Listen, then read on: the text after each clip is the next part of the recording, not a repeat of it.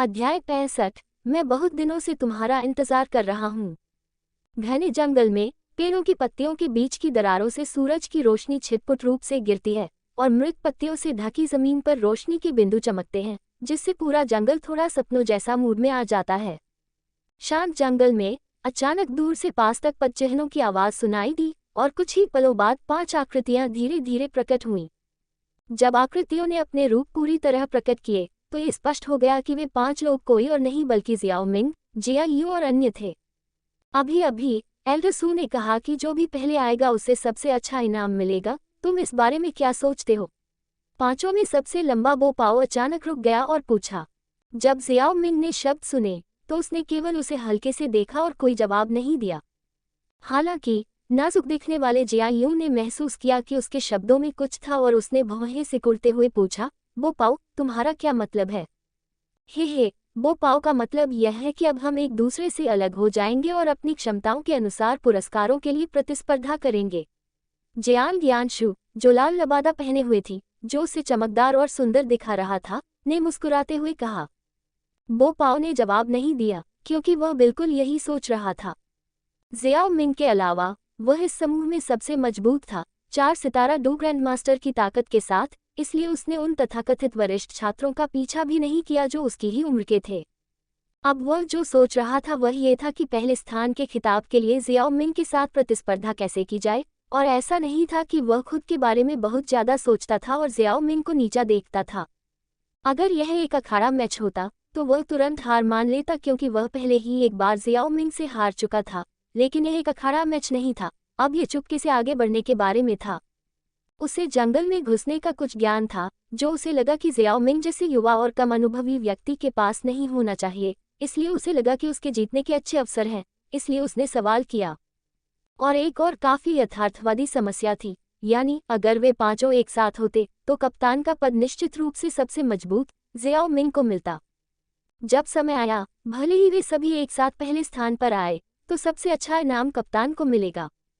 हालांकि यह संभव था कि इनाम सभी के लिए समान हो, लेकिन वह उस संभावना पर जुआ नहीं खेलना चाहता था।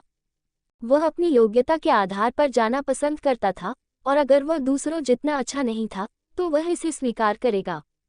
अब जब जियांग यानशु ने ये स्पष्ट कर दिया था तो इस प्रतियोगिता के शीर्ष 5 में दूसरे व्यक्ति यिन लू ने भी ताली बजाए और कहा, चूंकि बो पाओ ने इसे उठाया है इसलिए मेरा भी यही इरादा है, तो क्यों न हम इसे अभी भंग कर दें। यह जिया यू थोड़ी हिचकिचाहट में थी और केवल जियाओ मिंग को देख सकती थी, जो इन कुछ लोगों में से उससे सबसे अधिक परिचित थी। मुझे इससे कोई समस्या नहीं है। जियाओ मिंग की अभिव्यक्ति उदासीन थी। वे सभी एक ही चीज चाहते थे, वह क्या कर सकता था? बेशक उनकी इच्छाओं का पालन करें, वैसे भी ऐसा नहीं है कि वह कुछ खो रहा है। हे, चूंकि 5 में से 4 लोगों ने पहले ही अपना मन बना लिया है, चलो अब अलग हो जाते हैं, सबको अलविदा। जैसे ही जियाओ मिंग के शब्द उसके मुंह से निकले, जियांग यानशु ने जंगल में गायब होने से पहले सभी को आकर्षक ढंग से मुस्कुराया। सभी को अलविदा। ईमानदारी से कहूं तो मैं चुपके से घुसने के तरीके में काफी जानकार हूं, जियाओ मिंग। हालांकि तुम मजबूत हो, लेकिन जरूरी नहीं कि तुम इस तरीके में कुशल हो। मैं यह इनाम जीतने के लिए दृढ़ संकल्पित हूं। मैं सबसे पहले निकलूंगा। यिन लू और बो पाओ एक के बाद एक चले गए और अंत में केवल जिया यू और जियाओ मिंग ही उसी स्थान पर रह गए। जिया यू को देखकर, जो बिना जाने के इरादे से उसके बगल में खड़ी थी, जियाओ मिंग थोड़ा हैरान हुआ। जिया यू, क्या तुम जाने की योजना नहीं बना रही हो? यह जिया यू को कुछ कहना था, लेकिन कुछ देर चुप रहने के बाद आखिरकार उसने कहा, मैं मूल रूप से तुम्हारे साथ मिलकर काम करना चाहता था, लेकिन तुम्हारी ताकत के कारण मैं निश्चित रूप से तुम्हारे लिए बोझ हूँ, इसलिए मैं अकेले ही जाना पसंद करूंगा। जियाओ मिंग, मैं तुम्हें लाइन के अंत में देखूंगा। जिया यू ने हाथ हिलाते हुए कहा, और जियाओ मिंग के कुछ कहने का इंतजार किए बिना वह अकेले ही जंगल में चली गई। बस जाओ, नहीं तो बाद में थोड़ी परेशानी होगी। अपनी जगह पर खड़े होकर जियाओ मिंग ने बुदबुदाया और फिर भौहें सिकुड़ते हुए कहा, ये वरिष्ठ छात्र इतने धीरे धीरे क्यों चल रहे हैं? मैं आधे दिन से उनका इंतजार कर रहा हूँ। शाशा, जिस दिशा से जियाओ मिंग और अन्य लोग आ रहे थे, वहां से कई आकृतियां पेड़ की शाखाओं से बाहर निकली और तुरंत उनके शरीर पेड़ के तने से नीचे उतर गए और आखिरकार जियाओ मिंग के पीछे ही उतर गए। ये पीठ है, क्या ये जियाओ मिंग नहीं है? जमीन पर उतरने के बाद नीले कपड़े पहने एक आदमी ने जियाओ मिंग को देखा, जिसकी पीठ उनकी ओर थी, और भौहें सिकोड़ते हुए कहा। उनके समूह ने पिछले साल इन अकेडमी में प्रवेश लिया था, इसलिए उनके मन में जियाओ मिंग के बारे में एक निश्चित धारणा थी, जिनकी हमेशा से बहुत अच्छी प्रतिष्ठा रही है। और उसने संयोग से जियाओ मिंग को देखा था, इसलिए इस समय उसने जियाओ मिंग का नाम लिया। क्या तुम मुझे जानते हो? जियाओ मिंग ने पलटकर थोड़ा हैरान होकर कहा। हे, मैंने तुम्हें एक बार देखा था जब मैं आउट अकेडमी में था। नीली पोशाक वाले युवक ने हंसते हुए उलझन में पूछा, तुम्हारी टीम के बाकी लोग कहाँ हैं? ओह, वे चले गए। नीली पोशाक वाले युवक ने ये शब्द सुनकर और भी हैरान हो गया। तो तुम यहाँ अकेले रह गए हो? तुम बेवकूफ़ी से यहाँ क्यों रह रहे हो और जा क्यों नहीं रहे हो? मैं तुम्हारा इंतज़ार कर रहा हूँ। क्या तुम समझे नहीं? मेरा मतलब है कि मैं तुम लोगों का इंतज़ार कर रहा हूँ और मैं लंबे समय से तुम्हारा इंतज़ार कर रहा हूँ। जियाओ मिंग ने धीरे धीरे और व्यवस्थित तरीके से बात की, जैसे कि वे खाने की प्लेट हों। जियाओ मिंग के मतलब को समझते हुए नीली पोशाक वाले युवक को बेहद नाखुशी हुई और उसने ठंडी आवाज़ में कहा, अहंकारी जियाओ मिंग, तुम्हारी प्रतिभा अच्छी है, लेकिन तुम्हें नहीं लगता कि तुम अकेले पांचों को हरा सकते हो, है ना? अच्छा लड़का बनो और अपना क्रिस्टल कार्ड सौंप दो और तुम शारीरिक दर्द से छुटकारा पा सकते हो।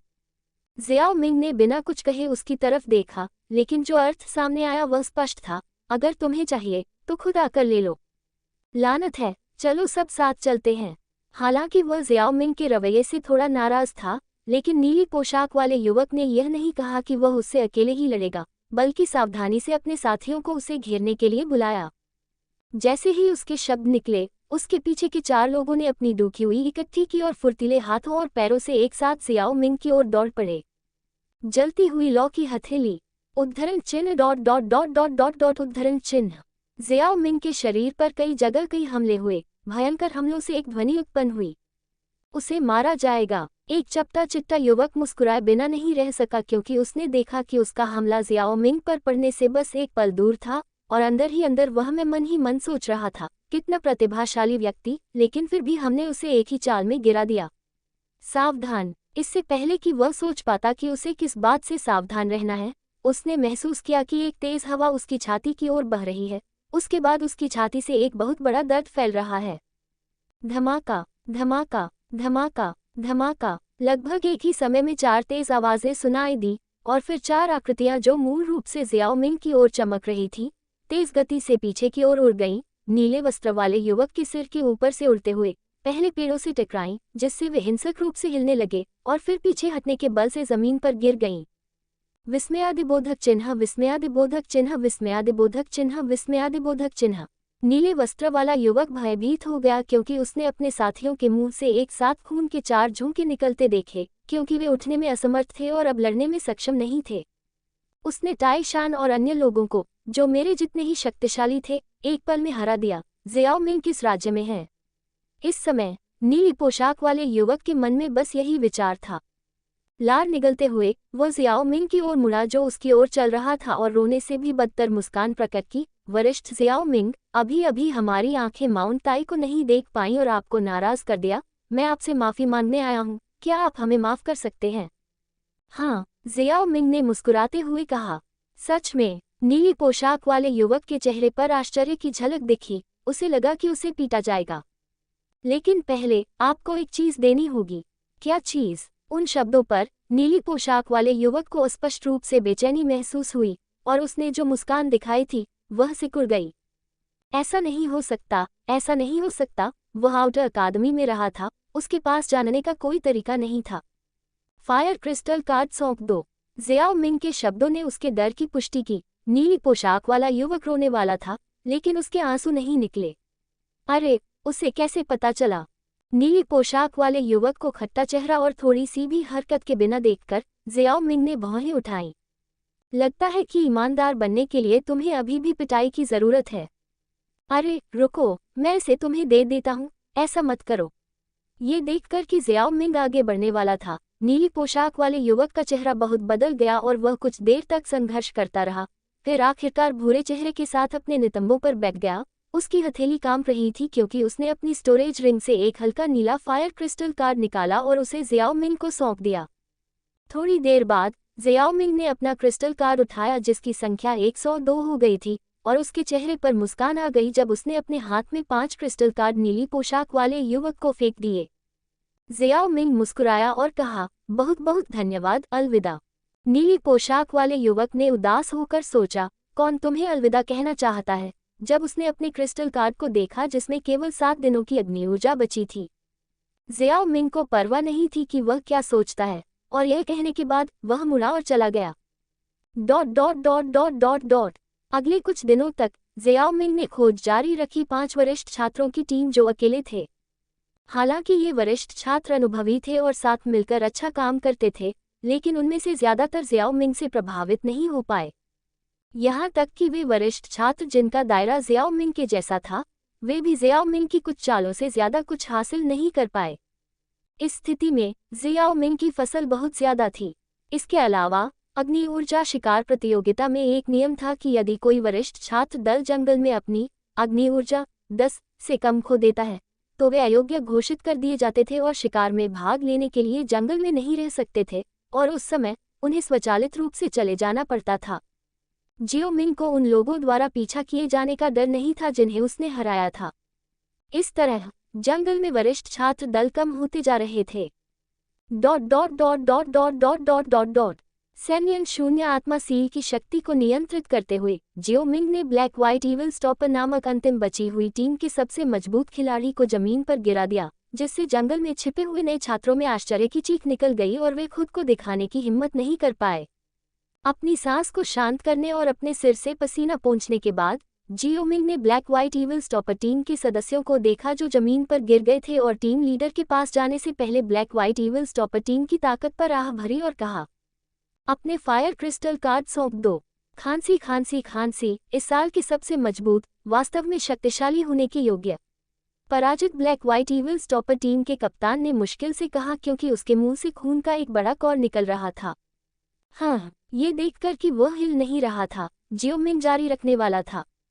कोई जरूरत नहीं, आपके कौशल हमारे से बेहतर हैं और मैं हार मानने को तैयार हूँ। मैं आपको फायर क्रिस्टल कार्ड दूंगा। एक हल्का नीला कार्ड जियो मिंग की ओर उड़ गया और उसने इसे अपने हाथ में ले लिया। जियो मिंग ने अपना खुद का क्रिस्टल कार्ड निकाला और इसे पार किया। संख्या को 1200 से 1300 में बदलते हुए देखकर उसके चेहरे पर एक मुस्कुराहट दिखाई दी। Black white evil stopper team के कप्तान होने के योग्य, डू स्पिरिट क्षेत्र में एक मजबूत व्यक्ति, काफी अमीर। तुम्हारे बारे में क्या? जियो मिंग ने black white evil stopper team के अन्य 4 सदस्यों से कहा। अध्याय 66, शिकार का अंत। ये चट्टानों से ढका एक खुला क्षेत्र है और जंगल का विस्तार चट्टानी इलाके से टकराते ही रुक जाता है। इस प्रकार आकाश से सूरज की रोशनी बिना किसी बाधा के जमीन पर गिरती है, जिससे लोगों को गर्मी का एहसास होता है। पत्थर वाली जमीन से कुछ ही दूर पहाड़ी की ढलान पर एक उभार था जिस पर कुछ दांतेदार चट्टानें भी बिखरी हुई थीं। इस समय इन चट्टानों के ऊपर कई लोग बैठे या खड़े थे जो बहुत बूढ़े नहीं थे, लगभग 24 या 25 साल के। लेकिन हालांकि उनके वस्त्र अलग अलग थे, उनकी छाती पर एक मीनार के आकार का प्रतीक चिन्ह था, इसलिए ये स्पष्ट था कि ये सभी इन अकादमी के वरिष्ठ छात्र थे। पहाड़ी के दूसरे हिस्से में चट्टानों से बना एक मंच था जिस पर 2 बुजुर्ग बैठे थे। वे एल्डर सू और एल्डर किंग निकले, जिन्हें जियाओ मिंग और अन्य लोगों ने जंगल में प्रवेश करते समय देखा था। उनके आसपास कुछ मध्यम आयु वर्ग के पुरुष भी थे जिनका आभामंडल शांत और स्थिर था, और जाहिर है वे सभी इन अकेडमी के प्रशासक रहे होंगे। तुम्हारे बारे में क्या? ब्लैक व्हाइट इविल स्टॉपर के 4 सदस्यों से क्रिस्टल कार्ड मांग रहे जियाओ मिंग को देखकर 2 बुजुर्गों और कई प्रशासकों के मुंह के कोने हिल गए। ये छोटा सा साथी जियाओ मिंग वास्तव में भयानक है। सभी वरिष्ठ छात्र टीमों को अकेले ही हरा रहा है। हालांकि उसने टीमों को अलग अलग हराया था, लेकिन यह उसकी ताकत दिखाने के लिए पर्याप्त था। खासकर ये लड़ाई जहां उसने black white evil stopper team को हराया, यह उसकी ताकत का एक आदर्श प्रतिनिधित्व था। एल्डर सू, जिन्होंने ब्लैक व्हाइट इविल स्टॉपर के खिलाफ जियाओ मिंग की पूरी लड़ाई देखी थी, ढलान के नीचे जियाओ मिंग को देखा और कहा, ठीक है। विशेष रूप से उसने जो सील चाल का इस्तेमाल किया वह स्वर्ग और पृथ्वी की ऊर्जा को जुटाने में सक्षम था। यह एक डी क्लास 2 तकनीक होनी चाहिए। डू तकनीक का ये स्तर अभ्यास करना आसान नहीं है, हालांकि वह इसे आसानी से लागू करने में सक्षम था। ऐसा लग रहा था कि उसने बड़ी सफलता हासिल कर ली है। मुझे वास्तव में नहीं पता कि इस आदमी ने कैसे प्रशिक्षण लिया है, वह बहुत राक्षसी है। उसके बगल में एल्डर किंग भी असामान्य रूप से आश्चर्यचकित था, लेकिन अचानक उसने कहा जैसे कि उसे कुछ और याद आ गया हो। ये सिर्फ इतना है कि यह प्रतियोगिता इन नए छात्रों को एकता के महत्व को समझाने के लिए है, और इस बार ज़ियाओ मिंग की हरकतों ने हमारी व्यवस्था को थोड़ा बाधित कर दिया। ये ठीक है, अन्य छात्रों में ज़ियाओ मिंग की ताकत नहीं है।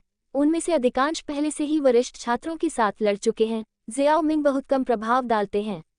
एल्डर सू ने मुस्कुराते हुए बिना किसी चिंता के कहा। ज़ियाओ मिंग नाम का ये लड़का वाकई बहुत ताकतवर है। Black white evil stopper team भी उसे नहीं हरा सकती। तुम्हें पता है, black white evil stopper team का लीडर वू ताओ एक डू स्पिरिट है। जब उन्होंने देखा कि पूरी black white evil stopper team खून उगल रही थी और ऐसा लग रहा था कि अब लड़ने की ताकत नहीं बची है, तो कुछ वरिष्ठ छात्र अपने दिल में आह भरने से खुद को नहीं रोक पाए। पहले तो जब उन्होंने सुना कि इस साल की फायर एनर्जी हंटिंग प्रतियोगिता में भाग लेने वाले वरिष्ठ छात्रों ने कहा कि वे सभी एक नए छात्र से हार गए हैं, तो वे बहुत ही नकारात्मक थे। उन्हें लगा कि वे एक व्यक्ति से हारने के लिए बहुत कमजोर हैं। आखिरकार प्रतिद्वंद्वी केवल एक नया खिलाड़ी था और उन्होंने सुना कि वह केवल 8 साल का था। वे कैसे हार सकते थे? अगर वे बुरे नहीं थे, तो कौन था? जब उन्होंने ज़ियाओ मिंग के कौशल और ब्लैक व्हाइट ईविल स्टॉपर की हार को अपनी आंखों से देखा, तभी उन्हें समझ में आया कि इस साल फायर एनर्जी हंटिंग प्रतियोगिता में भाग लेने वाले वरिष्ठ छात्र इतनी बुरी तरह क्यों हार गए थे। वह जोरदार कौशल, वह निर्णायक निर्णय, और सबसे बढ़कर वह इतना कम नहीं क्षेत्र। क्या ये सब एक 8 साल के लड़के के पास हो सकता है? ज़ियाओ मिंग नाम का ये लड़का इतना डरावना था, भविष्य में उसके साथ खिलवाड़ न करना ही बेहतर था। इन छात्रों के विचारों पर आगे चर्चा किए बिना ज़ियाओ मिंग के सामने black white evil stopper team के 4 सदस्यों ने एक दूसरे को देखा और फिर एक कड़वी मुस्कान और कांपते हुए अपने स्टोरेज रिंग से फायर क्रिस्टल कार्ड निकाला और उसे ज़ियाओ मिंग को सौंप दिया। ज़ियाओ मिंग ने फायर क्रिस्टल कार्ड से सारी फायर एनर्जी को बेरहमी से अपने कार्ड में डाल दिया, जिससे उनके पास केवल थोड़ी सी फायर एनर्जी रह गई। इस कदम के बाद उसके क्रिस्टल कार्ड का मूल्य भी 1300 से 1530 हो गया। अग्नि ऊर्जा की मात्रा को देखते हुए ज़ियाओ मिंग बहुत खुश हुआ। मुस्कुराते हुए उसने अपने हाथ में कुछ crystal card black white evil stopper team के वरिष्ठों को लौटा दिए और बड़े अफसोस के साथ अपना सिर हिलाया और कहा, तुम लोगों, तुम्हें मुझे जाने देना चाहिए था, लेकिन तुम्हें रास्ता रोकना पड़ा। ये नुकसान के लायक नहीं है। ज़ियाओ मिंग सच कह रहा था। वास्तव में पिछले कुछ दिनों में उसकी फसल 1000 से अधिक हो गई थी। Blazing sky QE refining tower के उच्चतम स्तर पर एक दिन में एक अग्नि ऊर्जा खर्च करके वह blazing sky QE refining tower में 3.5 साल तक रह सकता था। भले ही वह निचले स्तर पर चला गया हो, अग्नि ऊर्जा लंबे समय तक चलने के लिए पर्याप्त होगी। इसलिए वह बहुत अधिक खर्च नहीं करना चाहता था। आखिरी सबसे मजबूत team black white evil stopper पर बहुत प्रयास किया, क्योंकि उसे लगा कि उसके पास जो अग्नि ऊर्जा है वह खर्च करने के लिए पर्याप्त है। आखिरकार उसकी टीम में एक डू स्पिरिट था और उसके लिए उन्हें हराना कठिन होगा। अप्रत्याशित रूप से वह लड़ना नहीं चाहता था, लेकिन दूसरी टीम उसे जाने देने को तैयार नहीं थी और उसे उन्हें सबक सिखाने के लिए कुछ कदम उठाने पड़े। ज़ियाओ मिंग ने उन्हें सबक सिखाया और इसकी कीमत उनकी अग्नि ऊर्जा थी, जिसे केवल लूटने की चाह के रूप में वर्णित किया जा सकता है। ज़ियाओ मिंग को ब्लैक व्हाइट ईविल स्टॉपर की अग्नि ऊर्जा को जेब में डालते हुए देखकर स्टैंड में एल्डर सू खड़े हो गए। सभी की निगाहों से देखते हुए एल्डर सू ने अपना सिर उठाया और उनकी मधुर आवाज खुली जगह में गूंज उठी। इस साल की अग्नि ऊर्जा शिकार प्रतियोगिता को नए छात्रों की जीत के रूप में गिना जाता है, ताकि जंगल में छिपे सभी छोटे बच्चे बाहर आ सकें। एल्डर सू की थोड़ी बूढ़ी आवाज धीरे धीरे गूंजी और जल्द ही उसके सामने जंगल में पेड़ हिलने लगे और उनमें से एक के बाद एक कुछ आकृतियां निकल आईं। इन नए छात्रों में से ज्यादातर के चेहरे पर निशान थे और कुछ लंगड़ा कर चल रहे थे। ज़ियाओ मिंग ने इन लोगों में जियायू और बोपाओ को भी देखा। जियायू ठीक दिख रही थी और जब उसने ज़ियाओ मिंग को अपनी ओर देखते हुए देखा तो उसने उसे एक चमकदार मुस्कान दी और अपना हाथ हिलाया और ज़ियाओ मिंग ने जवाब में मुस्कुराकर सिर हिलाया। बोपाओ थोड़ा दुखी था।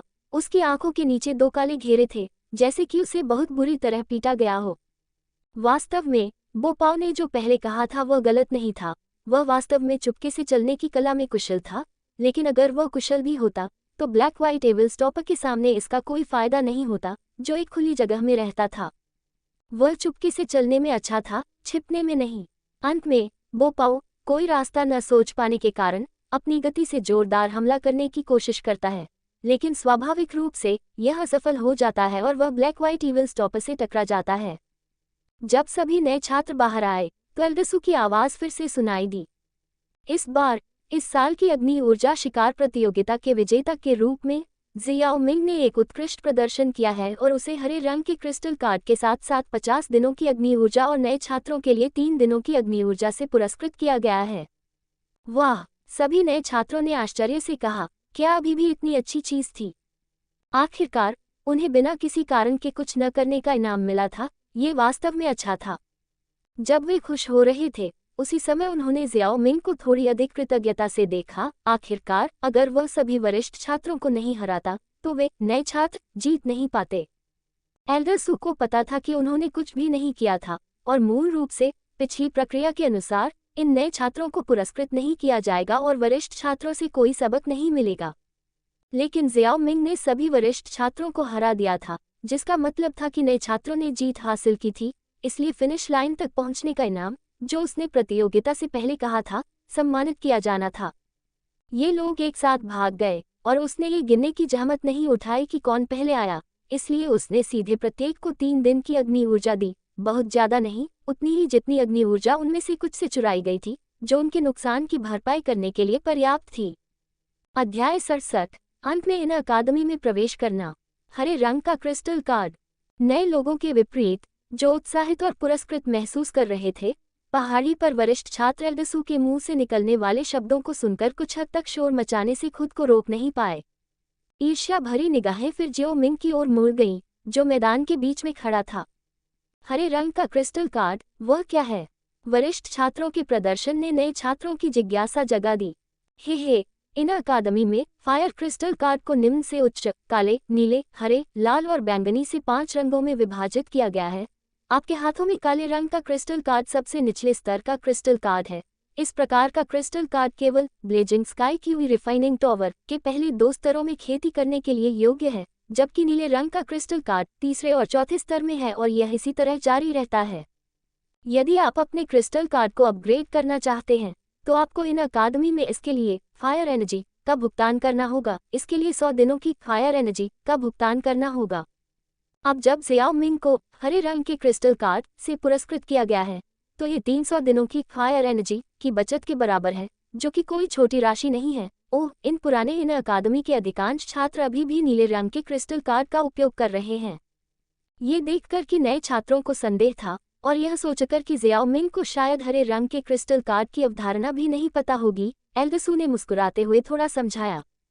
300 दिनों की फायर एनर्जी। ये राशि सुनकर नए छात्रों को अभी अभी समझ में आया कि दूसरों की निगाहें ईर्ष्या से क्यों भरी हुई थी।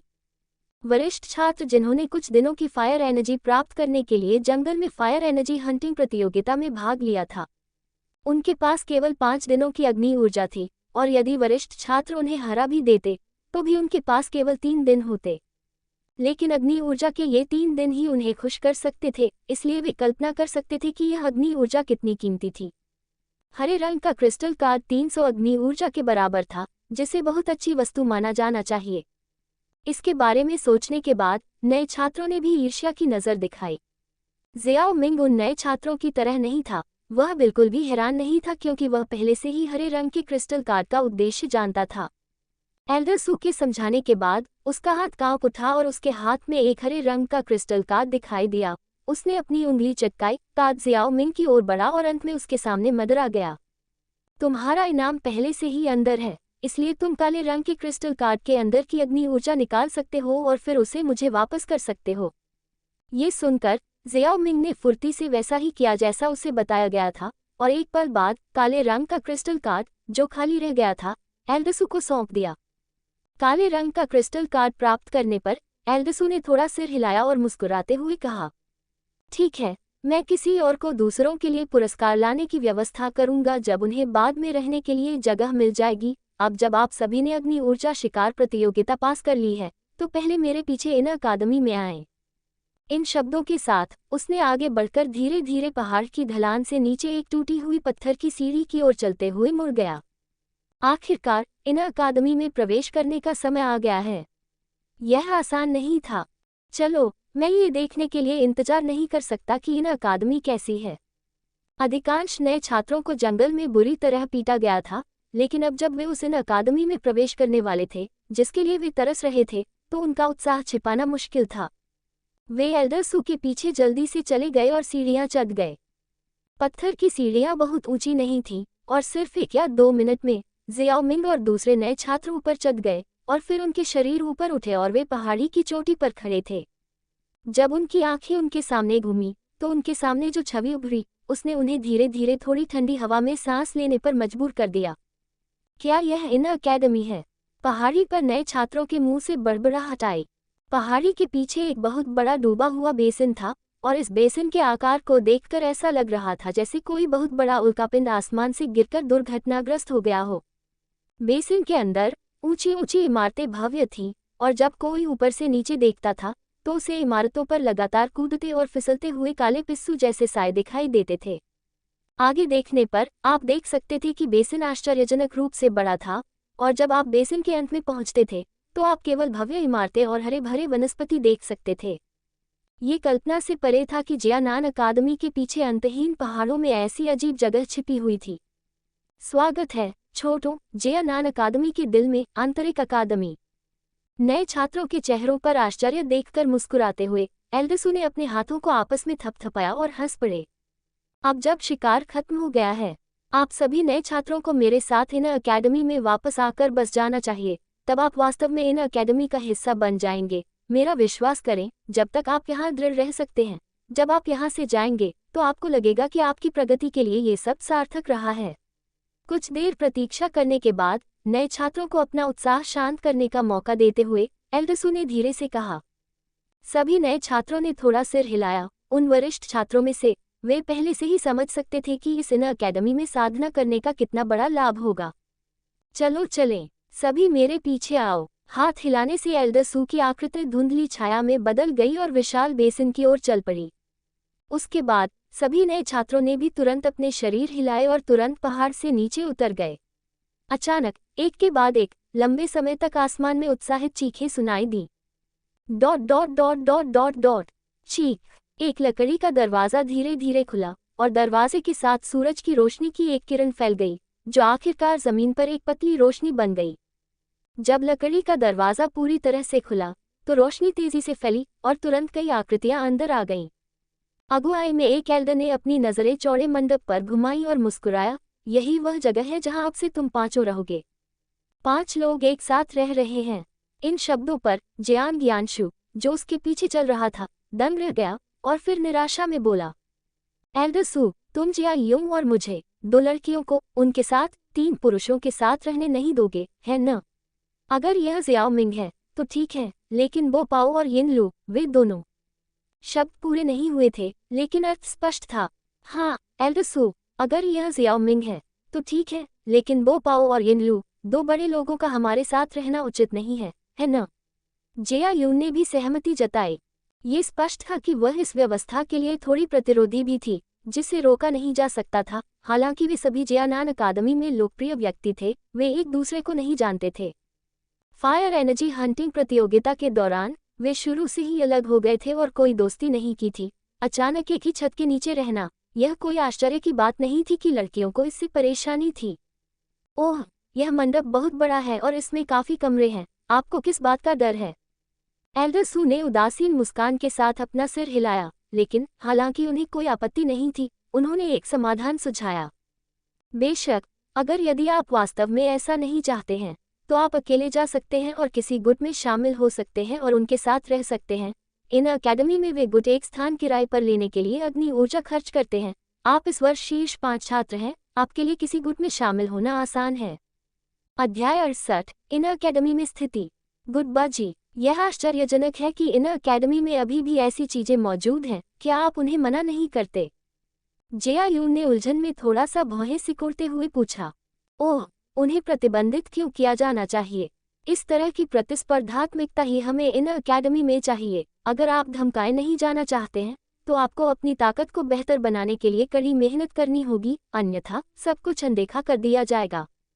इस दुनिया में सबसे मजबूत हमेशा नायक होता है। हम नहीं चाहते कि इन अकेडमी एक लापरवाह हाथीदान टॉवर बन जाए, क्योंकि इस तरह के माहौल में वास्तव में मजबूत लोग बाहर नहीं आ सकते हैं। एल्डर सू ने उदासीनता से कहा। जियाओ मिंग ने उनके शब्दों पर सिर हिलाया। ठीक है, ये जियानान अकादमी की छात्रों को समाज की क्रूरता का अनुभव कराने की सामान्य शैली के अनुरूप था। उन्होंने सोचा कि इस शैली में कुछ भी गलत नहीं है। आखिरकार डूक्यूई महाद्वीप आधुनिक समाज की तरह नहीं था। यहाँ का समाज 8 शब्दों कमजोर लोग ताकतवरों का शिकार होते हैं को पूरी तरह से दर्शाता है। यह असामान्य नहीं है कि एक दिन कोई सड़क पर चल रहा हो और अचानक उसे पकड़ लिया जाए और गुलाम के रूप में इस्तेमाल किया जाए। जो छात्र नर्म शिक्षा पद्धति प्राप्त करते हैं वे इस तरह के समाज के अनुकूल नहीं हो पाएंगे। इसलिए छात्रों की खातिर जियानान अकादमी के लिए यह आवश्यक है कि उन्हें पहले से ही समाज की कुछ क्रूरता का अनुभव करने दिया जाए। कोई आश्चर्य नहीं कि जियानान अकादमी केंद्रीय मैदानों में प्रसिद्ध थी। ये शिक्षण दर्शन वास्तव में बहुत उपयुक्त था। याद रखें, अब से आप इन अकादमी से हैं। आपको उस स्थिति की आदत डालनी होगी जहां वरिष्ठ छात्र अपने अपने गुटों में विभाजित हैं। इन अकादमी में जब तक आप बेहद मजबूत नहीं हैं, आप अपने दम पर प्रबंधन नहीं कर पाएंगे। मैंने तुम्हें साथ रहने दिया, इसका कारण यह है कि मैं चाहता हूं कि तुम अग्नि ऊर्जा शिकार प्रतियोगिता में एक टीम बनाओ। तुम समझ गए होगे कि एक टीम कितनी मजबूत हो सकती है ना? ये शब्द सुनकर जियाओ मिंग ने एल्डर सू की ओर अपनी नजर घुमाई। मेरा मतलब है तुम चारों। यह महसूस करते हुए कि जियाओ मिंग को वास्तव में एक समूह में रहने की जरूरत नहीं थी, एल्डर सू ने खांसी और समझाया। एल्डर सू की बातों को दिल पर न लेते हुए जियाओ मिंग ने केवल उदासीनता से हंसते हुए कहा, एल्डर सू, मुझे वास्तव में लगता है कि युद्ध में एक टीम के मजबूत होने के बारे में आपकी टिप्पणी बहुत वैध है। आखिरकार अगर वे वरिष्ठ छात्र एक टीम नहीं होते तो मुझे उन्हें हराने में कम प्रयास करना पड़ता। ये कथन कुछ हद तक घमंडी था, लेकिन जियाओ मिंग ने वास्तव में ऐसा सोचा था। बेशक आधार ये था कि टीम को एकजुट होना चाहिए, अन्यथा इसका नकारात्मक प्रभाव पड़ेगा।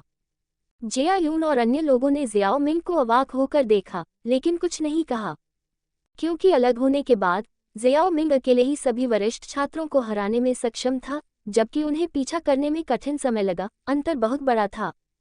जब एल्डर सू ने ये सुना तो उन्होंने राहत के साथ कहा, यह अच्छा है कि आप इसे समझ सकते हैं जियाओ मिंग। आज से मुझे उम्मीद है कि आप पांचों एक टीम बनेंगे जो सभी कठिनाइयों का सामना एक साथ करेंगे और कभी एक दूसरे का साथ नहीं छोड़ेंगे। यदि आप ऐसा कर सकते हैं तो इस इन अकादमी में जीवन बहुत आसान हो जाएगा।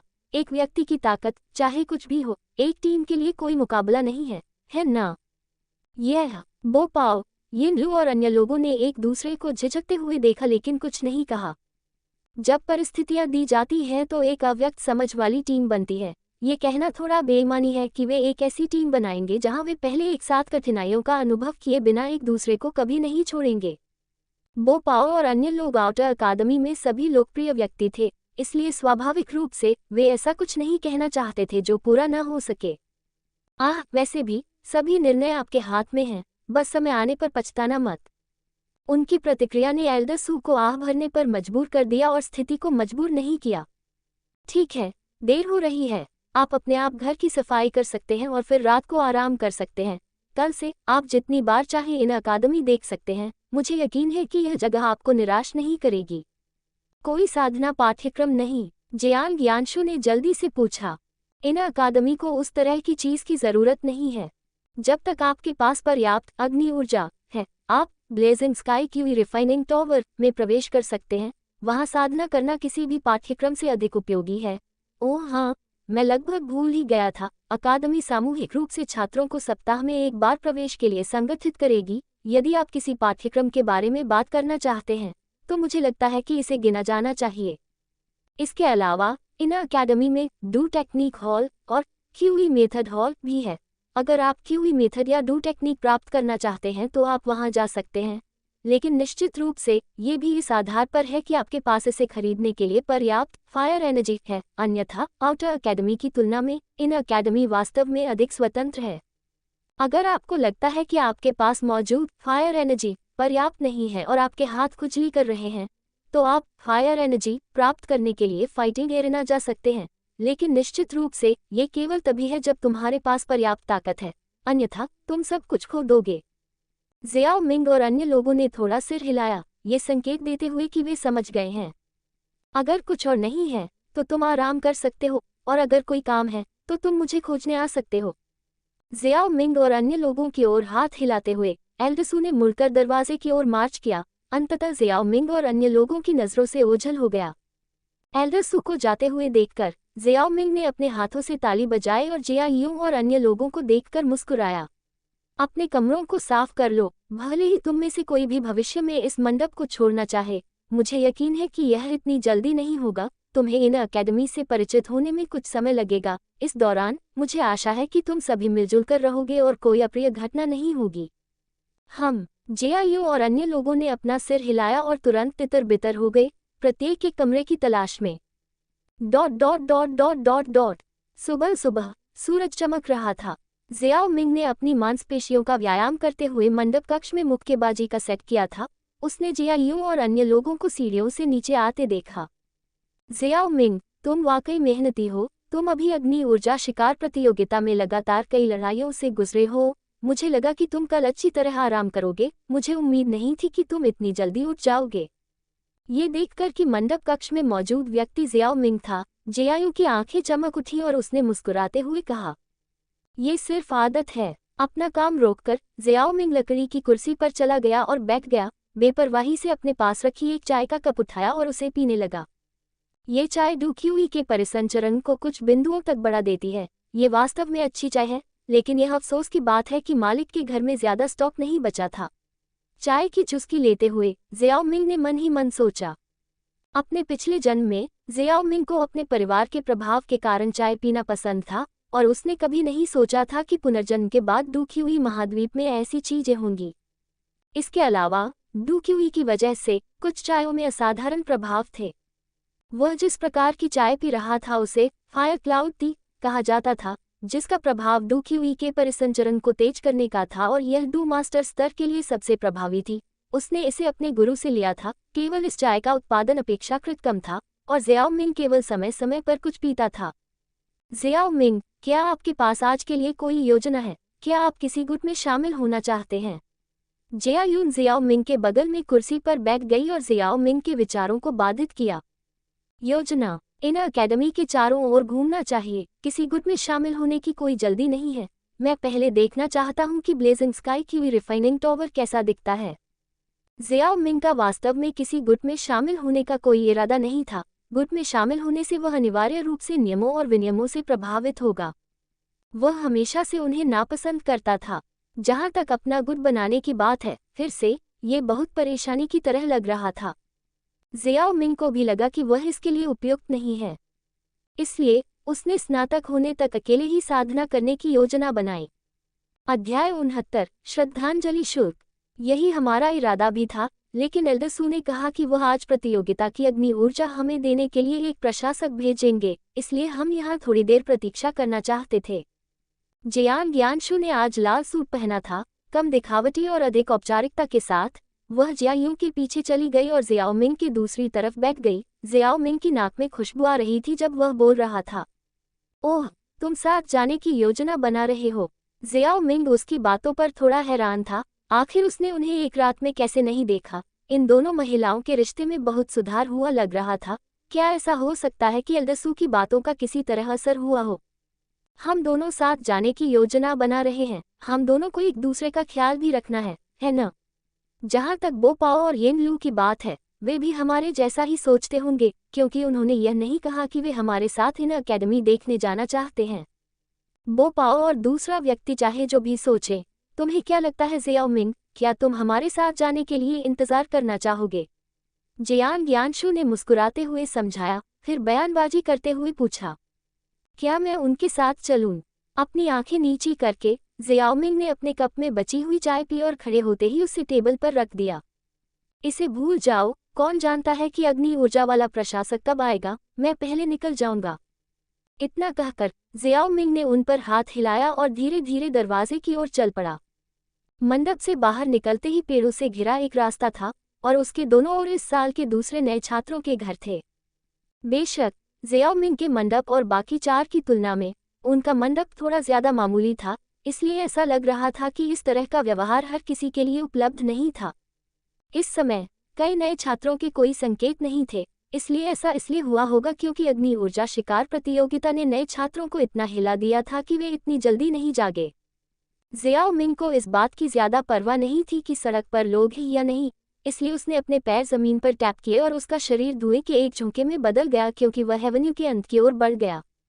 लगभग 4 या 5 मिनट बाद जियाओ मिंग, जो पूरी गति से जा रहा था, धीमा हो गया और एवेन्यू के अंत की ओर देखा, जहां लोगों का एक समूह सड़क को अवरुद्ध करता हुआ दिखाई दिया था। जियाओ मिंग ने भौहें सिकोड़ी और जब वह सड़क के अंत में पहुंचा तो उसने रुककर 7 या 8 वरिष्ठ छात्रों से पूछा, जिनकी छाती पर टावर के आकार के बैज थे। मुझे आश्चर्य है कि आप लोगों का इससे क्या मतलब है। बेशक ये श्रद्धांजलि शुल्क प्राप्त करने के लिए है। बच्चे, जल्दी करो और काले रंग के एक भोले भाले दिखने वाले व्यक्ति ने बहुत ही अहंकारी तरीके से जियाओ मिंग पर चिल्लाया और जैसे ही वह चिल्लाने के बीच में था, उसके अपने साथी ने उसे ढक लिया। इस आदमी ने बकवास कहा, छोटे भाई जियाओ मिंग, तुम जा सकते हो। तुम लोग रास्ते से हट जाओ। ओह, ठीक है, ठीक है। जिस व्यक्ति ने बात की वह समूह का नेता लग रहा था और उसके आदेश पर कई वरिष्ठ छात्र रास्ता साफ करने के लिए दौड़ पड़े। हम श्रद्धांजलि शुल्क। जियाओ मिंग ने उस वरिष्ठ छात्र की ओर देखा जिसने उस पर चिल्लाया था। हालांकि उसने अपने आधे शब्द ही कहे थे, फिर भी उसने एक महत्वपूर्ण जानकारी बताई, श्रद्धांजलि शुल्क। जियाओ मिंग को अभी भी श्रद्धांजलि शुल्क के बारे में थोड़ा बहुत पता था, जो नए छात्रों द्वारा वरिष्ठ छात्र गुटों को दिया जाता था। इसे जियानान अकादमी की एक परंपरा माना जाता था, है न? इस तरह की परंपरा अकादमी द्वारा निर्धारित नहीं थी। अकादमी केवल प्रतिस्पर्धा को प्रोत्साहित करती थी। इस तरह की बात को अकादमी के प्रोत्साहन से अपने आप उत्पन्न होने वाला एक अलिखित नियम कहा जाना चाहिए। जियाओ मिंग ने बहुत पहले ही यह खोज लिया था और उसे नहीं पता था कि इसे किसने शुरू किया था कि बाहरी और भीतरी अकादमी के वरिष्ठ छात्र नए छात्रों को प्रशिक्षित करना पसंद करते हैं। नए छात्रों को वरिष्ठ छात्रों द्वारा प्रशिक्षित किए जाने के बाद उनके दिमाग को संतुलित करने के लिए जब वे वरिष्ठ छात्र बन जाते हैं तो वे नए छात्रों के लिए भी ऐसा ही करते हैं। और इसी तरह एक अवसर पर जियाओ मिंग को जियानान अकादमी बाहरी अकादमी प्रवेश परीक्षा के लिए तंबू के बाहर धूप में थोड़ी देर के लिए छोड़ दिया गया था। उस समय चूंकि कोई तत्काल हित दांव पर नहीं था, इसलिए वह, जो बाहर खड़ा नहीं होना चाहता था, ने विरोध करने के लिए कुछ नहीं किया। भले ही अंत में जियाओ शान की बकबक और थोड़ा दिखावा करने के इरादे से वह एक कदम उठाने जा रहा था, लेकिन शिक्षक जीहू ने उसे अवसर नहीं दिया। लेकिन इस बार श्रद्धांजलि शुल्क अलग था और अगर वरिष्ठ छात्रों ने श्रद्धांजलि शुल्क का अनुरोध करने के लिए उससे संपर्क करने की हिम्मत की, जियाओ मिंग निश्चित रूप से उनके चेहरे को फुला देगा और उन्हें दिखाएगा कि वे किसके साथ खिलवाड़ कर सकते हैं और किसके साथ नहीं। उसने अग्नि ऊर्जा शिकार प्रतियोगिता में 50 वरिष्ठ छात्रों से अग्नि ऊर्जा चुराने की हिम्मत की। वह इस परेशानी को कैसे सहन कर सकता था? अच्छी बात यह है कि ये वरिष्ठ छात्र अभी भी काफी समझदार थे और उन्होंने उससे श्रद्धांजलि शुल्क नहीं मांगा, जिससे उसे बहुत मेहनत से बचा लिया गया। यह जियाओ मिंग को उनके रवैये से बहुत संतुष्ट होकर अपना सिर हिलाने से नहीं रोक सका। इन वरिष्ठ छात्रों से कुछ भी कहे बिना, जो फिर से दरवाजा बंद करने वाले थे, जियाओ मिंग ने जमीन पर थपथपाया उसके पैर की उंगलियां और जल्दी से उनके बीच से होते हुए निकल गया। जियाओ मिंग की पीठ को देखते हुए काले रंग के कपड़े पहने हुए आदमी ने, जो थोड़ा भोला दिख रहा था, अपने साथी का हाथ खींच लिया और बहुत ही सवालिया अंदाज में पूछा, तुमने उस बच्चे को क्यों जाने दिया? क्या बड़े भाई ली यू ने नहीं कहा था कि हर नए छात्र की श्रद्धांजलि शुल्क पूरी तरह से वसूल की जानी चाहिए? हालांकि यह व्यक्ति इन अकेडमी में प्रवेश करने के लिए बहुत छोटा है, उसकी प्रतिभा खराब नहीं होनी चाहिए, लेकिन उसकी ताकत भी अधिक नहीं होनी चाहिए। हम 2 ग्रैंड मास्टर्स के रूप में उससे क्यों डरेंगे? तुम ऐसा इसलिए कह रहे हो क्योंकि तुम कल वहां नहीं थे और तुमने वो खूनी दृश्य नहीं देखा जहां इस जियाओ मिंग ने वू ताओ और दूसरों को अकेले हराया था, अन्यथा तुम ऐसी बातें नहीं कह रहे होते। नेता ने अवाक होकर कहा, उसने वू ताओ को हराया? काले रंग का आदमी थोड़ा अविश्वसनीय था। वू ताओ में 2 स्पिरिट स्तर की ताकत थी और उसे पूरे इन अकेडमी के ऊपरी मध्य में स्थान दिया जा सकता था। उसे बस एक ऐसे बच्चे ने हरा दिया जो उनसे 10 साल से भी ज्यादा छोटा लग रहा था। वह इसे स्वीकार नहीं कर सका। उसने न केवल वू ताओ को हराया, बल्कि उसने फायर एनर्जी हंटिंग प्रतियोगिता में भाग लेने वाली सभी टीमों से फायर एनर्जी भी चुरा ली। उसका तरीका वाकई क्रूर था। अब तुम्हें पता है कि मैंने उन्हें उसके लिए रास्ता बनाने के लिए क्यों कहा? मुझे समझ आ गया। काले रंग का आदमी अवाक रह गया। जियाओ मिंग नाम का यह नया छात्र वू ताओ को हरा सकता था। वू ताओ के साथियों के अलावा कोई आश्चर्य नहीं कि उन्हें इस समय उसके लिए रास्ता देना पड़ा। अगर वे रास्ता नहीं देते तो शायद जियाओ मिंग के वार्म अप को पूरा करने के लिए वे पर्याप्त नहीं होते। अन्य वरिष्ठ छात्र जो जियाओ मिंग की स्थिति के बारे में अनिश्चित थे, उन्होंने ये सुना और जियाओ मिंग को ऐसी स्थिति में डाल दिया जहां उसे उकसाया नहीं जाना चाहिए था। नए छात्र क्षेत्र से बाहर आए जियाओ मिंग ने लापरवाही से एक वरिष्ठ छात्र को पकड़ लिया और दिशा निर्देश मांगे। हालांकि दूसरे पक्ष को उसकी उम्र से थोड़ी हैरानी हुई, फिर भी उसने उसे ब्लेजिंग स्काई की रिफाइनिंग टावर का सटीक स्थान बताया। सटीक स्थान को जानते हुए और कल पहाड़ी पर देखी गई इन अकेडमी के आकार के बारे में सोचते हुए जियाओ मिंग ने अपनी डू तकनीक का इस्तेमाल किया और उत्तर की ओर चल पड़ा। इन अकेडमी वास्तव में उतनी ही बड़ी थी जितनी जियाओ मिंग ने उम्मीद की थी। वह लगभग आधे घंटे से उग्र रूप से दौड़ रहा था, लेकिन वह अभी भी इन अकेडमी की सीमा तक नहीं पहुंच पाया था। इस आधे घंटे की यात्रा के दौरान जियाओ मिंग ने इन अकेडमी का माहौल देखा था। इस यात्रा के दौरान उसने वास्तव में 20 से अधिक युद्ध चक्र देखे जहां वे एक दूसरे के साथ जमकर प्रशिक्षण लेते थे। इन चक्रों के बाहर काफी लोग भी देख रहे थे, जाहिर तौर पर पहले से ही इसके आदी थे। ये सब देखकर जियाओ मिंग थोड़ा उदास हो गया। इन अकेडमी की संस्कृति वास्तव में बहुत तीव्र है। हालांकि इस तरह की लड़ाई और अक्सर होने वाली लड़ाइयों को आउटर अकेडमी में प्रतिबंधित नहीं किया गया है, लेकिन जब तक कोई दुश्मनी न हो, बहुत कम लोग लड़ाई के लिए दूसरे लोगों की तलाश करेंगे। थोड़ी सी आह भरने के बाद जियाओ मिंग ने अपनी गति बढ़ा दी। आखिरकार 1 और 10 मिनट के बाद जियाओ मिंग ने देखा कि उत्तर की ओर जाने वाले लोगों की संख्या बढ़ती जा रही थी। उसी दिशा में जाने वाले लोग अपनी पूरी गति का इस्तेमाल कर रहे थे और जंगल के ऊपर दोनों तरफ लगातार छायाओं की चमक और हवा के टूटने की आवाज आ रही थी। ये नज़ारा देखकर जियाओ मिंग अंदर से खुश हो गया। यह इन अकेडमी हास्यास्पद रूप से बड़ी थी और वह वास्तव में अपनी डू तकनीक का उपयोग करने के बाद भी लगभग 50 मिनट तक दौड़ा था, लेकिन अब वह आखिरकार पहुंच गया था। अध्याय 70 धधकते आकाश की हुई रिफाइनिंग टावर। जियाओ मिंग, जो दौड़ रहा था, आखिरकार एक खुली जगह पर रुक गया और उस पल उसके सामने शोर मचाते छात्रों का एक बड़ा समूह था। क्या ये बहुत ज्यादा लोग नहीं हैं? लोगों के इस बड़े समूह को देखकर, जो चींटियों की तरह काले बिंदुओं का एक समूह थे, जियाओ मिंग असहायता के भाव से खुद को रोक नहीं सका। ये धधकते आकाश की हुई रिफाइनिंग टावर इतना लोकप्रिय है कि इतने सारे लोग हैं कि अंदर देखना मुश्किल है। क्या अंदर घुसना मुश्किल होगा या मुझे ईमानदारी से यहाँ कतार में लगना होगा? जैसे ही जियाओ मिंग के विचार गिरे, उसने बहुत सारी हवा रोधी आवाजें सुनी जो उसके पीछे से आ रही थी। अपना सिर घुमाकर उसने पाया कि दूर से लगभग दर्जनों आकृतियां टिमटिमा रही थीं।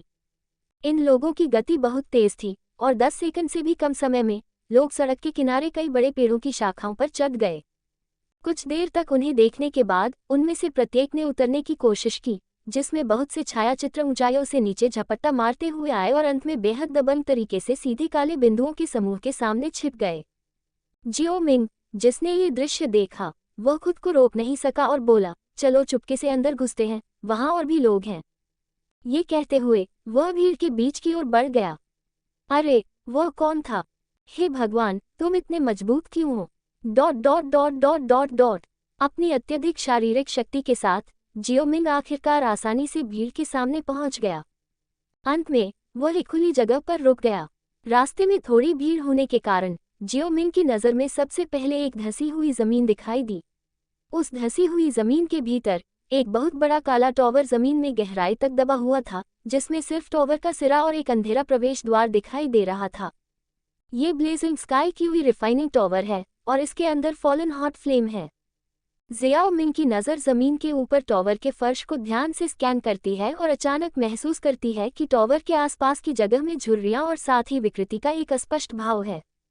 एक स्थानिक ताला। जेयानान अकादमी ने वास्तव में फॉलन हॉट फ्लेम के लिए एक महान प्रयास किया है। ये स्थानिक ताला न केवल फॉलन हॉट फ्लेम की आभा को घेरता है ताकि इसे लालच में आने से रोका जा सके, बल्कि फॉलन हॉट फ्लेम की गड़बड़ी को भी दबाता है, इसलिए बोलने के लिए केवल ये स्थानिक ताला भी फॉलन हॉट फ्लेम को कम से कम दबा रहा है और यह ज्ञात है कि फॉलन हॉट फ्लेम की अग्नि आत्मा की शक्ति कितनी दूर तक पहुंच गई है। फॉलन हॉट फ्लेम में निहित ऊर्जा निश्चित रूप से काफी थी, इसलिए यदि फॉलन हॉट फ्लेम मूल को अब निगल लिया गया तो वह रुकिंग दायरे तक पहुंचने में सक्षम हो सकता है और उसके अंदर की आत्मा भी इस अग्नि आत्मा को निगलने से गुणात्मक परिवर्तन से गुजर सकती है, जिसमें स्पष्ट रूप से बुद्धिमत्ता का संकेत था। लेकिन ऐसी बातें केवल सोची जा सकती हैं। चाहे वह कीमिया विभाग के प्रमुख का शिष्य हो या जियानान अकादमी के कीमिया विभाग का प्रमाणित तृतीय स्तरीय कीमियागर, उसे जियानान अकादमी का सदस्य माना जा सकता है।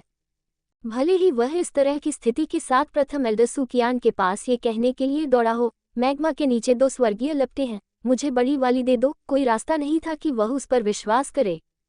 इसलिए ज़ियाओ मिंग इस समय केवल गिरे हुए हृदय की लौ को देख सकता था और लार टपका सकता था। जब भविष्य में उसकी ताकत बढ़ जाएगी तो वह इस स्वर्गीय लौ को निगलने का अवसर तलाशेगा। ज़ियाओ मिंग का ध्यान धधकते आकाश की हुई रिफाइनिंग टॉवर पर केंद्रित था, और चूंकि वह इतना छोटा था इसलिए उसके आगमन ने कई लोगों का ध्यान आकर्षित किया था। ये बच्चा कौन है? क्या ये किसी बड़े द्वारा लाया गया प्रतिभाशाली व्यक्ति है? ये बहुत छोटा है, क्या इसे पहले आउटर अकादमी में प्रवेश नहीं करना चाहिए और प्रवेश करने से पहले डू मास्टर क्षेत्र में अपनी ताकत बढ़ने का इंतजार नहीं करना चाहिए? मुझे नहीं पता, शायद ये किसी बड़े का पोता है। बकवास मत करो, यह इस साल के नए छात्रों का चैंपियन है, एक अथक छात्र जिसने अग्नि ऊर्जा शिकार प्रतियोगिता में भाग लेने वाले सभी वरिष्ठ छात्रों को हराया। उद्धरण चिन्ह विस्मयादिबोधक चिन्ह विस्मयादिबोधक चिन्ह विस्मयादिबोधक चिन्ह विस्मयादिबोधक चिन्ह विस्मयादिबोधक चिन्ह उद्धरण चिन्ह। इनमें से कुछ लोग ज़ियाओ मिंग को जानते थे, लेकिन अन्य अभी भी उसे नहीं जानते थे। जिन लोगों ने ज़ियाओ मिंग की ताकत देखी थी, उनके परिचय के तहत जो लोग ज़ियाओ मिंग को नहीं जानते थे, उन्होंने जल्दी से उसके युद्ध रिकॉर्ड के बारे में जान लिया और फिर आश्चर्य और भय से भरी नज़रों से उसे देखा। आश्चर्य के अलावा ऐसे लोग भी थे जिन्होंने लालच की नज़र से देखा। 50 वरिष्ठ छात्रों से अग्नि ऊर्जा चुराने के बाद यह ज़ियाओ मिंग अब कितना अमीर था। अपने आसपास से आती विभिन्न निगाहों को देखकर ज़ियाओ मिंग अपनी भौहें सिकुड़ने से खुद को नहीं रोक सका। फिर वह सामान्य हो गया। वह आउटर अकादमी में बहुत पहले से ही इस तरह की निगाहों का आदी हो चुका था और चिंता करने की कोई ज़रूरत नहीं थी। प्रतीक्षा करते हुए समय धीरे धीरे बीतता गया। डोन। अचानक क्षेत्र में एक प्राचीन घंटी जोर से गूंज उठी, और जैसे ही घंटी बजी क्षेत्र में शोरगुल वाली आवाज़ें बंद हो गईं। टॉवर खोलो। जैसे ही घंटी बजना बंद हुआ, टॉवर के अंदर से एक बूढ़ी आवाज़ बोलती हुई प्रतीत हुई। थोड़ी देर में बुजुर्ग की आवाज़ सुनाई देने के बाद बंद काला दरवाजा धीरे धीरे चरमराहट के साथ खुला और उसमें से आग की हल्की सांस आई, जिससे आकाश और धरती का तापमान थोड़ा बढ़ गया। टॉवर में प्रवेश करें। बूढ़ी आवाज़ फिर से गूंजी और हवा के टूटने की कई आवाज़ें सुनी जा सकती थीं, क्योंकि एक के बाद एक कई मानव आकृतियां टॉवर के दरवाजे की ओर निकल पड़ीं। ज़ियाओ मिंग उनमें से एक के पीछे खड़ा था, अपने पैरों को ऊपर उठाए और तुरंत दरवाजे के पीछे अंधेरे में जोर से कदम रखा। जैसे ही ज़ियाओ मिंग के पैर टॉवर के दरवाजे से गुजरने के बाद जमीन पर पड़े, उसका शरीर अचानक जम गया। उसका चेहरा कोयले की तरह सफ़ेद हो गया और एक हल्का सफ़ेद कोहरा था, जिसमें भूनने वाले मांस की तरह चींची की आवाज़ थी, जो उसके शरीर के अंदर से निकल रही थी। ज़ियाओ मिंग टॉवर के प्रवेश द्वार पर स्थिर खड़ा था, और कुछ वरिष्ठ छात्र जो पीछे से प्रवेश करने की योजना बना रहे थे, वे ये दृश्य देखकर आश्चर्यचकित नहीं हुए, बल्कि वे हंसे और कहा, छात्र जो अभी अभी इन अकेडमी में प्रवेश किए हैं, बिना किसी सावधानी के पहली बार ब्लेजिंग स्काई की हुई रिफाइनिंग टॉवर में प्रवेश करने की हिम्मत करते हैं, वे इसके हकदार हैं। मैंने सुना है कि वह 50 वरिष्ठ छात्रों की अग्नि ऊर्जा को लूटने में सक्षम था। उसकी ताकत अच्छी होनी चाहिए, और मुझे आश्चर्य है कि वह हॉट फ्लेम के नीचे कितने समय तक टिक सकता है। ऐसा लग रहा था कि इन लोगों को पहले से ही पता था कि ज़ियाओ मिंग प्रवेश करने के बाद इस स्थिति का सामना करेगा, लेकिन उन्होंने जानबूझकर कुछ नहीं कहा ताकि ज़ियाओ मिंग को खुद को मूर्ख बनाते हुए देख सकें।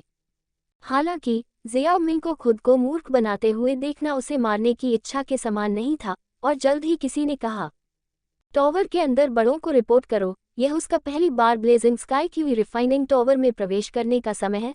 अगर बड़ों की ओर से कोई हस्तक्षेप नहीं होता है तो मुझे डर है कि वह अंदर से बाहर तक सीधे जल जाएगा। उद्धरण चिन्ह dot dot dot dot dot dot. ये गिरे हुए हृदय की लौ है।